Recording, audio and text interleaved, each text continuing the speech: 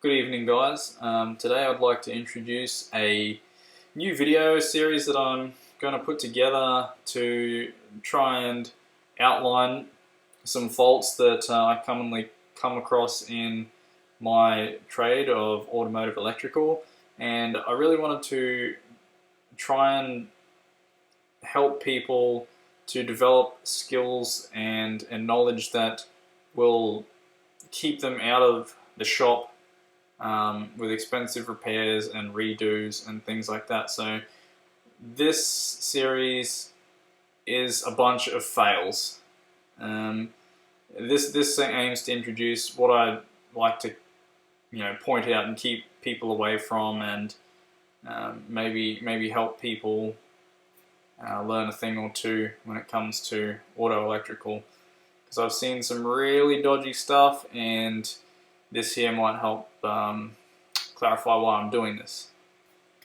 So without further ado, I'd like to introduce to you our first failure during assembly of a ambulance siren.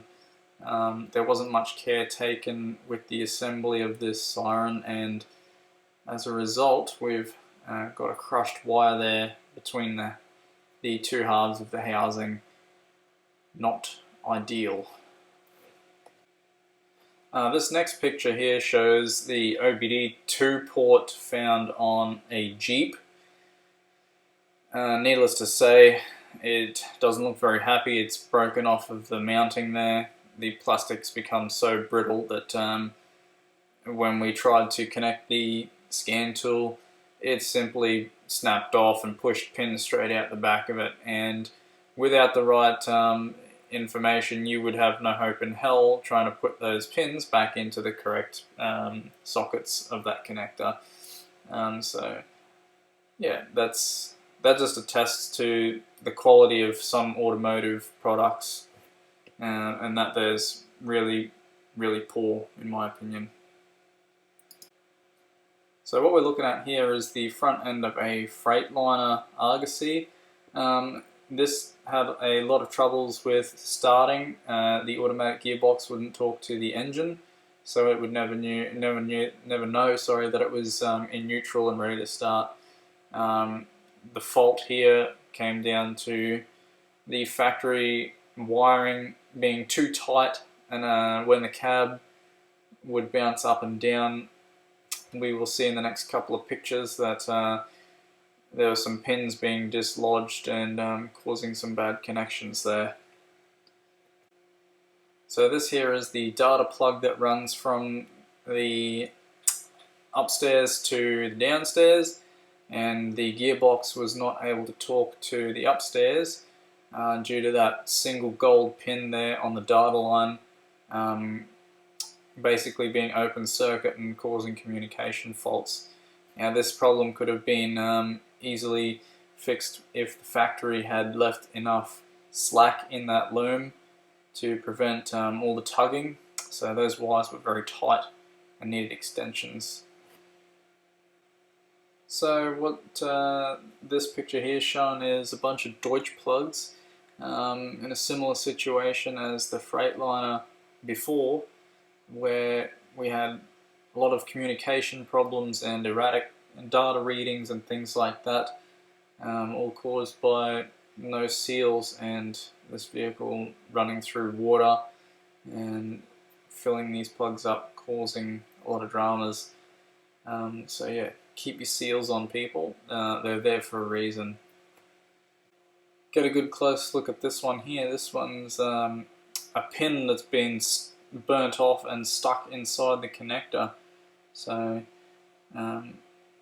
not ideal. I can't remember how this one came about, but no, finding that problem was fun. Broken pin. This is a winch motor. People think that they're waterproof, go and submerge them, and yeah, it doesn't work. Plenty of corrosion in there, they fill up, they've got no drain holes, and they don't even have, like, you can see an O-ring there, but it's not great. Don't submerge pump winch motors. Here's a a lovely image of someone's DIY spotlight job. It didn't work out very well and ended up coming into the shop, and we ripped that out and basically started again. But who wouldn't want that? That looks brilliant. So this whole series that follows this introductory video is going to be how to stay away from this, what products to use, how to use them, things like that. So stay tuned, it'll be good, I promise. Oh, get a load of this one. This guy here must have been handy with his woodworking or something like that, but yeah, far from the standards that we would accept coming out of the shop. There's just a multitude of things wrong with this. Goodness, where would you even start? Here's a better look at it. Yeah, you can't fault that, can ya? Lug smashed down with a hammer, oblong sockets, mismatched cable sizes, uninsulated terminals. Yeah, just a real rat's nest looking project there. But yeah, let's try and educate people and help them out. And here we have another Freightliner fault. Typical yellow wiring rubbing through behind the dash, causing shorts. Always a fun find.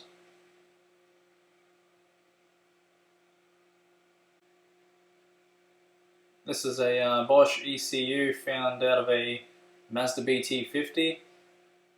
I don't want to say it's common for them, but the injectors were not firing even though they had a supply into the ECU.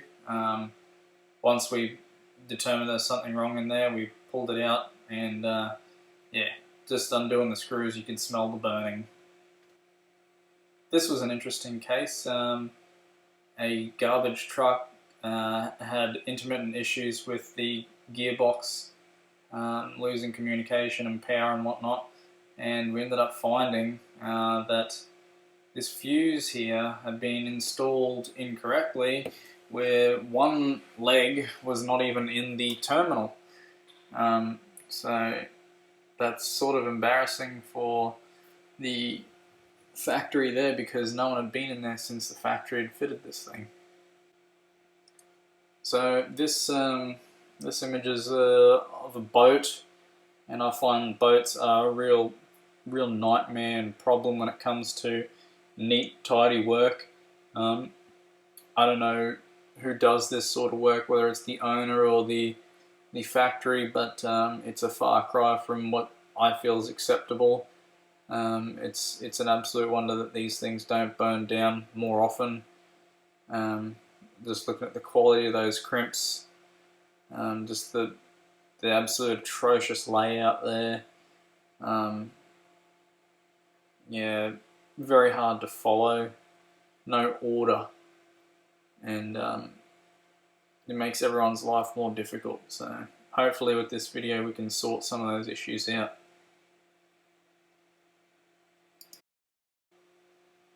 This was a boat, I think the worst one I've ever seen. It just gave me anxiety looking at it. We were called to it because it had starting problems, but I mean that's the least of this guy's problems. Yeah, battery connection issues, you name it. Just harnesses with no labeling, undersized wiring, really dodgy terminations, poor connections, loose screws, loose crimps, you name it. There's every problem under the sun, and this guy was told he would be better off starting again, to rip it all out and start again. But in the end, it was just patched up again, because nobody ever really bothers to do things properly unless they're doing it from the very beginning.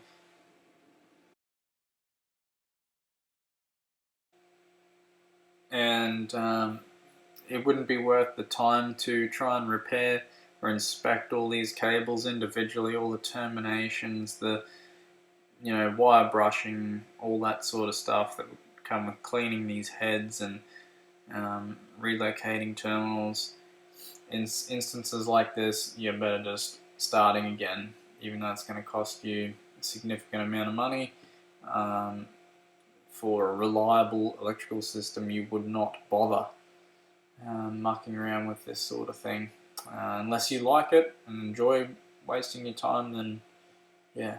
But yeah, this guy was told he's better off starting again, but didn't go that avenue, so he was warned.